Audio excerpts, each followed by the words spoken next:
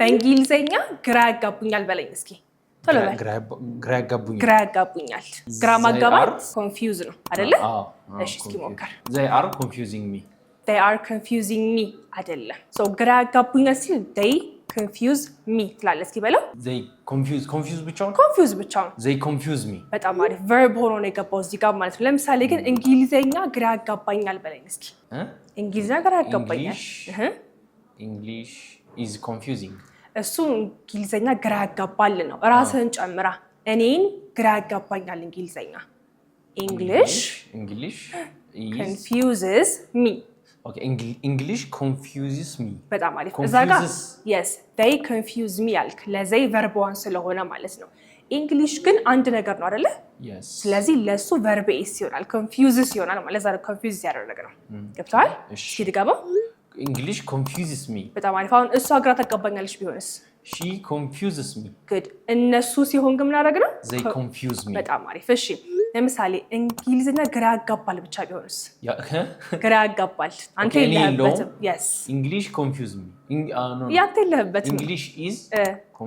English is confused አይደለ confusing ነው ግራ የሚያጋባ ነገር ስለዚህ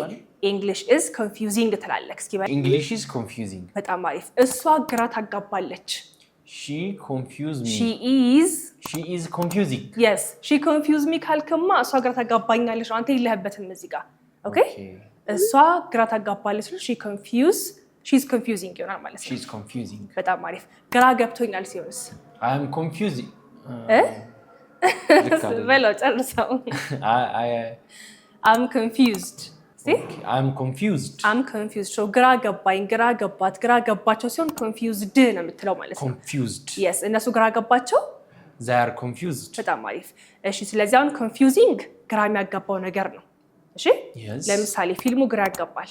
the movie is confusing በጣም አሪፍ እኔ ግራ ገባኝ ሲሆን ደግሞ I am confused በጣም አሪፍ ሙቪው እኔን ግራ ያጋባኛል ሲሆንስ the movie confuses me በጣም አሪፍ ሶ አሁን እንዳለ ክሊር ነው አይደለ yes ነው ለአሁን 3 ጥያቄ አለኝ ቀላል ናቸው በተማርከው መሰረት ነው የምትመልስልኝ እሺ okay ሶ ሴቶቹ ግራ ያጋቡኛል አንድ ሴቶች ግራ ገብቷቸዋል እሺ ሴቶቹ ግራ ያጋባሉ እነኚህ ሶስቱን ትነግረኛለህ እሺ ሞክር በደንብ think about it እሺ እናንተም ኮሜንት ላይ አሁን የነገርኳችሁን እነኚህ ሶስት አራት ነገሮች in English ትመልሱልኛላችሁ ማለት ነው እሺ go ahead አንተ እሺ so they